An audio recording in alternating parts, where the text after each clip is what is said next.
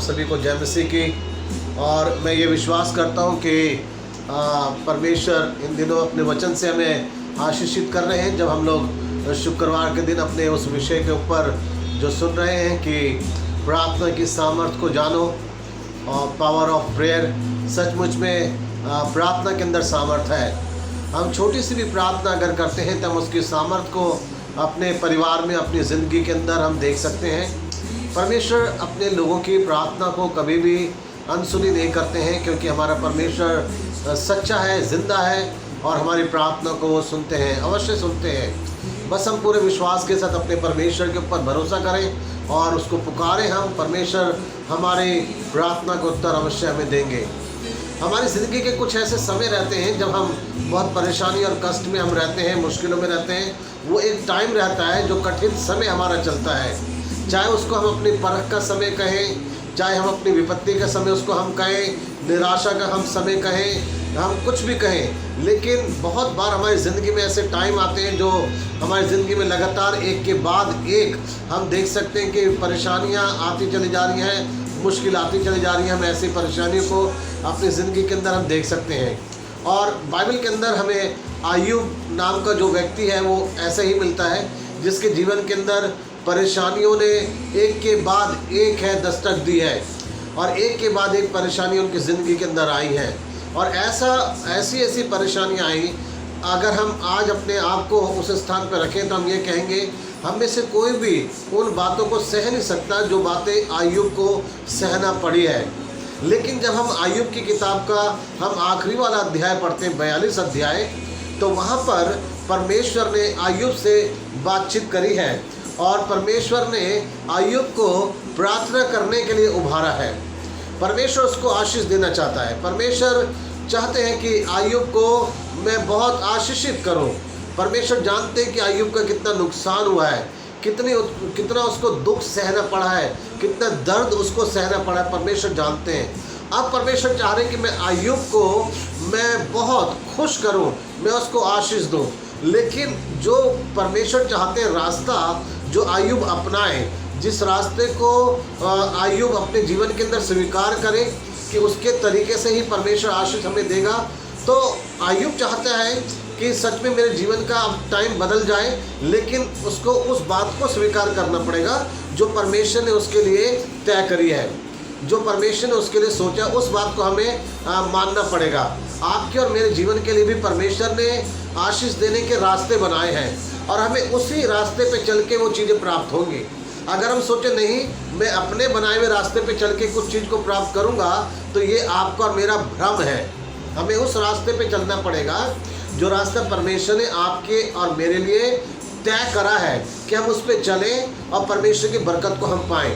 हम देखें कि आयूब के लिए परमेश्वर ने वो कौन सा रास्ता बनाया कि आयूब अब अपने जीवन के उस दुख में से वो निकल सके। तो रास्ता जो था वो केवल ये था।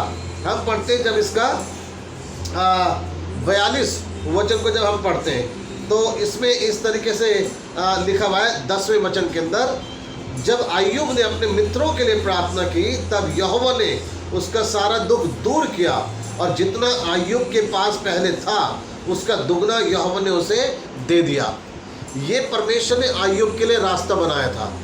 अब अगर आप 10 वचन से ऊपर के वचनों को पढ़ेंगे, 7 से लेके 9 वचन तक, तो वहाँ पे परमेश्वर यहोवा की बातचीत आयूब के मित्रों से हो रही है और परमेश्वर यहोवा आयूब के दोस्तों से बात करके ये कह रहे हैं कि तुम्हें अपनी गलती के विषय में जो है पश्चाताप करना पड़ेगा और तुम्हें भेंट चढ़ानी पड़ेगी। और अगर मेरा दास आयूब तुम्हारे लिए प्रार्थना करे तो जो तुमने गलतियां करी है वो सब कुछ ठीक हो जाएगा। अगर आयूब दुआ करेगा तो मैं उसकी प्रार्थना को स्वीकार कर लूँगा। और परमेश्वर की दृष्टि के अंदर आयूब धर्मी था, लेकिन जो आयूब के मित्र थे, 3 उसके मित्र थे जिन्होंने आयूब के दुख के समय में आयूब का मजाक उड़ाया, आयूब को परेशान करा, उसकी धार्मिकता के ऊपर शक करा। और आयूब जो था वो उनकी बातों को सब सुन रहा था और आयूब के मन में तो वैसे ही दुख था, निराशा थी, दर्द था उसको, लेकिन उसको उस समय और दुख लगा जब उसके मित्रों ने भी उसका उपहास किया, उसका मजाक उड़ाया, उसकी धार्मिकता पे शक किया और उसको बहुत बहुत बहुत बातें करी है उसको। अब परमेश्वर ये चाहते हैं कि जिन लोगों ने अय्यूब का मजाक उड़ाया, जिन लोगों ने अय्यूब के दुख में अय्यूब की तौहीन करी है, उसकी धार्मिकता पे शक करा है, अब अय्यूब उनके लिए प्रार्थना करे। परमेश्वर ये चाहते हैं अय्यूब से। तो अगर परमेश्वर ने ये रास्ता बनाया है तो इसी को अपनाना पड़ेगा और इसी में देखेंगे कि प्रार्थना की सामर्थ्य है क्या। प्रार्थना की सामर्थ्य हमारी है, जब हम अपने दुश्मनों के लिए हम प्रार्थना करते हैं तो परमेश्वर हमारी प्रार्थना को सुनते हैं और वो सामर्थ्य जो प्रार्थना की होती है हम अपने जीवन के अंदर देख सकते हैं। दो चीज़ें आज मैं आपको बताना चाहता हूँ फिर से। पहली चीज़, प्रार्थना की सामर्थ्य, जब हम अपने सताने वालों के लिए प्रार्थना करते हैं, जब हम अपने विरोधियों के लिए प्रार्थना करते हैं, दुश्मनों के लिए प्रार्थना करते हैं, परमेश्वर हमारे दुख को सुख में बदल देता है। यह है प्रार्थना की सामर्थ्य कि हमारे ज़िंदगी के सारे दुख जो हैं वो सुख में बदल जाते हैं जब हम अपने सताने वालों के लिए प्रार्थना करते हैं, जब हम अपने ऐसे लोगों के लिए प्रार्थना करते हैं जिनके द्वारा हम दुखित किए गए हैं, जिन्होंने हमारे दिल को तोड़ा है, जिन्होंने हमें रुलाया है, जिन्होंने हमें नुकसान पहुंचाने की कोशिश करी है। जब हम उनके लिए दुआ करते हैं तो हमारी प्रार्थना परमेश्वर सुनते हैं। परमेश्वर को ये अच्छा लगता है कि मेरे लोग अपने सताने वालों के लिए प्रार्थना कर रहे हैं, क्योंकि दुनिया के लोगों से अलग है। दुनिया के लोगों का तो सिस्टम ये है, यदि मेरे साथ किसी ने बुरा करा तो मैं भी उसके साथ बुरा करूं, मैं उसको डबल जवाब दूं। हाँ, ये दुनिया का सिस्टम है। लेकिन परमेश्वर का सिस्टम ये है कि हम अपने सताने वालों के लिए प्रार्थना करें। तो प्रार्थना की सामर्थ्य हमें दिखाई देती है कि जब हम दुआ करते हैं अपने सताने वालों के लिए तो हमारा दुख सुख में बदल जाता है। देखिए यहाँ पे लिखा है इस तरीके से, जब हम पढ़ते हैं 10 वचन तो उसमें लिखा है, जब अय्यूब ने अपने मित्रों के लिए प्रार्थना की तब यहोवा ने उसका सारा दुख दूर किया। ये प्रभु बता रहे, परमेश्वर के वचन में लिखा है, जब उसने अपने मित्रों के लिए प्रार्थना करी। कौन से मित्रों के लिए प्रार्थना करी? इसके लिए आप अय्यूब की किताब को पढ़िए, 2 अध्याय से आगे आपको मिल जाएगा कि अय्यूब के मित्रों ने आके, दोस्तों ने आके क्या क्या बातें हैं जो उसको बोली हैं, उसको चोट पहुंचाई अपनी बातों से, उसको निराश करा अपनी बातों से, उसका मजाक उड़ाया है, उसकी धार्मिकता पे शक करा है। और परमेश्वर चाह रहे हैं वो ऐसे लोगों के लिए अय्यूब जो है प्रार्थना करें। आज परमेश्वर आपसे और मुझसे भी ये चाहते हैं कि हम प्रार्थना उन लोगों के लिए करें जो शायद हमें सताते हैं, जो शायद हमारे लिए झूठी बातें बोलते हैं, जो हमें परेशान करते हैं, हम उनके लिए दुआ करें। और जब हम ऐसे लोगों के लिए प्रार्थना करेंगे तो परमेश्वर उसके बदले में हमें आशीष देंगे। ये प्रभु की इच्छा है। और आज आप इस बात को सोचिए, ढूंढिए कि आप अपने कौन से दुश्मन के लिए आप प्रार्थना कर सकते हैं। आप ऐसे व्यक्ति को देखिए, जानिए, विचारिए कि जिसने कभी आपको चोट पहुंचाई, जिसके द्वारा आप सताए गए, परेशान हुए, आप बहुत दुखित हुए हैं, जिसने आपको रुलाया, आज आप उसके लिए प्रार्थना कीजिए। और क्या प्रार्थना कीजिए? परमेश्वर तूने सद्बुद्धि दे, उन्हें ज्ञान दे, परमेश्वर तूने आशीषित कर, प्रभु तू उनका भला कर। जब आप ऐसे उनके लिए प्रार्थना करेंगे परमेश्वर आपको आशीष देगा। लेकिन अगर आप अपने मन के अंदर ऐसा विचार करते रहेंगे, प्रभु उसने मुझे सताया, उसने मुझे परेशान करा, उसका बुरा कर, प्रभु तू उसे दंड दे, परमेश्वर कभी आपको आशीष नहीं देगा। लेकिन जब आप अपने सताने वालों के लिए दुआ करेंगे, उनके लिए आशीष मांगेंगे, परमेश्वर आपको आशीष देगा। यीशु मसीह ने भी ऐसे ही करा था। प्रभु यीशु मसीह की भी शिक्षा यही है कि तुम अपने सताने वालों के लिए प्रार्थना करो। तो पहली चीज़, प्रार्थना की सामर्थ्य से हम अपने दुख को सुख में बदल सकते हैं जब हम दुआ अपने सताने वालों के लिए करते हैं।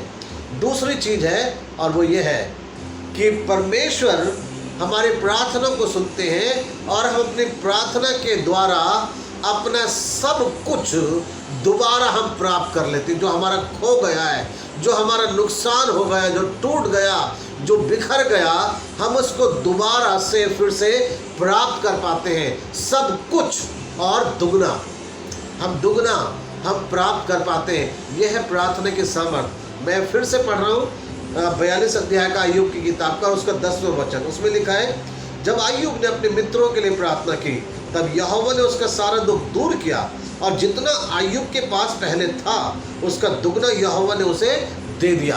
यहाँ पे जो शब्द आया लिखा है, परमेश्वर ने उसको दुगना दे दिया। दुगना, परमेश्वर वो है जो दुगना लौटाने वाला है। आज के समय में, लॉकडाउन के समय में, आज बहुत सारे लोगों का नुकसान हो रहा है। बहुत सारे लोगों को पैसे कट के मिल रहे हैं, बहुत सारे लोगों को तनख्वाह नहीं मिल रही है, बहुत बहुत नुकसान हो रहा है। ये परमेश्वर जानता है कि आपका क्या नुकसान हुआ है। आपको लोगों को नहीं बताने की ज़रूरत है कि आपका क्या नुकसान हुआ है। ये परमेश्वर जानता है कि किस परेशानी के कारण कितना आपका नुकसान हुआ है। परमेश्वर आज एक एक व्यक्ति के नुकसान को जानता है।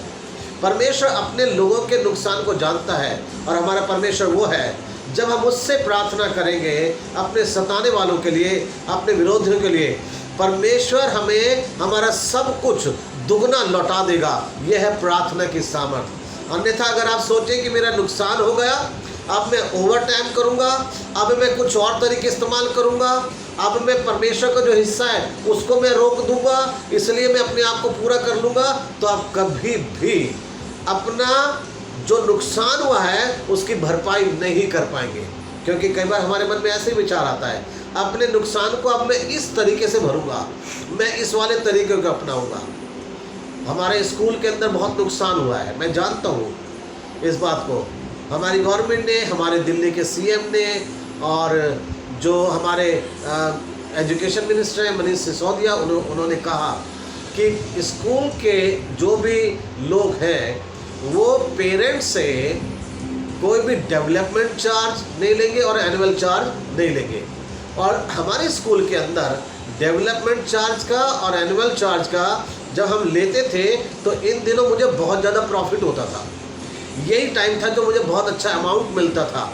लेकिन बोला गया कि लेना नहीं है, और पेरेंट्स जब आए तो उन्होंने कहा ये तो बोला गया, और हमने पहले से कहा कि हम नहीं लेंगे, हम नहीं लेंगे बिल्कुल भी।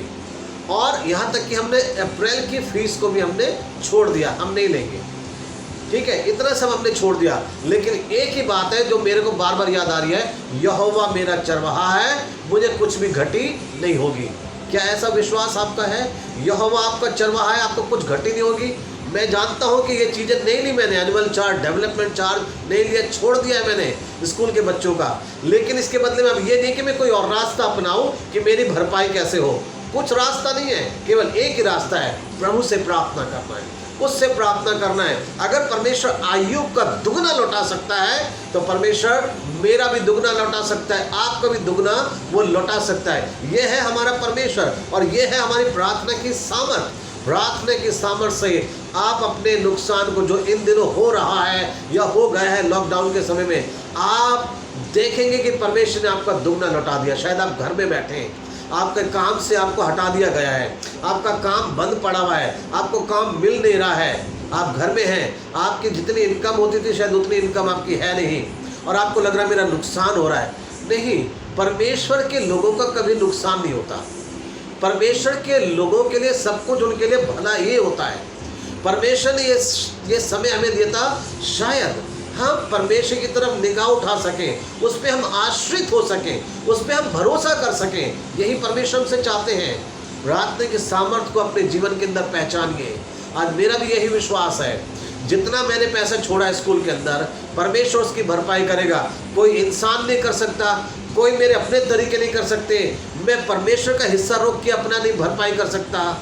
मेरे को केवल परमेश्वर के ऊपर भरोसा करना है, और जब इस तरीके से हम करते हैं तो परमेश्वर लौटाता है। यह है प्रार्थना की सामर्थ। दो चीज़ें मैंने बताई है। परमेश्वर चाहते थे आयुब को बहुत आशीष देना, लेकिन रास्ता उन्होंने बनाया कि वो प्रार्थना करें अपने सताने वालों के लिए, अपने दुश्मनों के लिए, जिन्होंने उन्हें चोट पहुंचाई, उनके लिए प्रार्थना करें। और जब आयुब ने प्रार्थना करी तो लिखा है परमेश्वर ने उसका सारा दुख दूर कर दिया। आज आपका भी चाहे कैसा भी दुख क्यों ना हो, अपने सताने वालों के लिए प्रार्थना कीजिए। परमेश्वर आपके दुख को सुख में बदल देंगे। शायद आपका नुकसान बहुत ज़्यादा हुआ है, आपकी दुकान बंद है, आपका जॉब खत्म हो गया, बिजनेस बंद है, बहुत कुछ है, आपको शायद नौकरी से निकाल दिया, लेकिन परमेश्वर वो है जो हमारी सारी भरपाई कर देगा, वो दुगना लौटाने वाला है। केवल अपने सताने वालों के लिए प्रार्थना कीजिए और यही कहिए परमेश्वर तू उन्हें आशीष दे, उन्हें बरकत दे, उनके परिवार को आशीष दे, यही कहें और देखिए परमेश्वर कैसे अद्भुत तरीके से आपको आशीषित करेगा। परमेश्वर हमारा महान सच्चा है।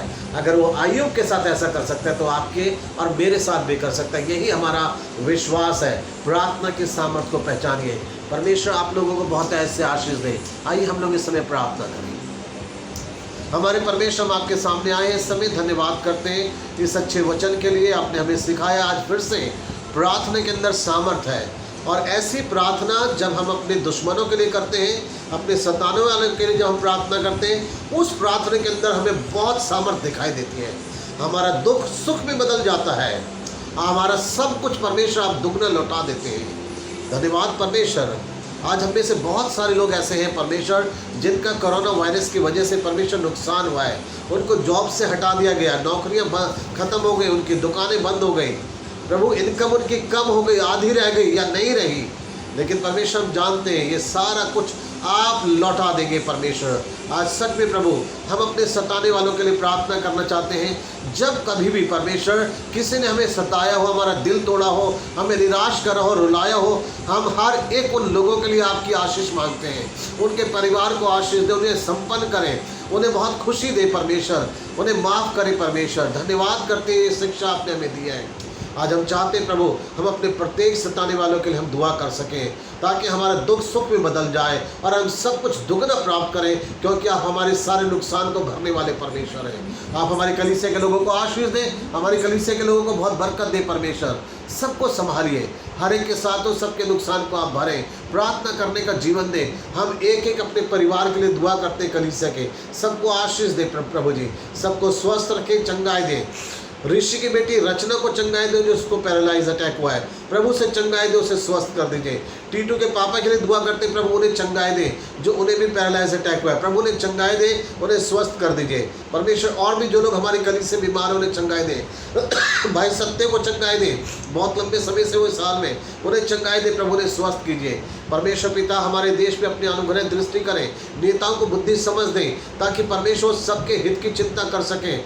और परमेश्वर गरीब लोगों के लिए हम दुआ करते हैं, जो बेरोजगार हो गए, जिनके जॉब खत्म हो गए प्रभु, उनके पास खाने के लिए भोजन नहीं, हर एक को पिता परमेश्वर खाना मिल सके, खाने के लिए प्रभु, रहने के लिए अच्छे घर मिल सके, आप सबकी सहायता करें प्रभु। हमारी कलीसिया के अंदर भी कोई भूखा ना रहे, हर एक की जरूरतों का आप पूरा करें प्रभु। आप महान परमेश्वर, सबको आशीष दें प्रभु, सहायता करें। धन्यवाद एक बार फिर से आपके वचन के लिए जो हमें मिला है। हम परमेश्वर यही कहते हैं, परमेश्वर हमारे सताने वालों को आप आशीष दें, उन्हें दुगनी आशीष दें, उन्हें बरकत दें प्रभु।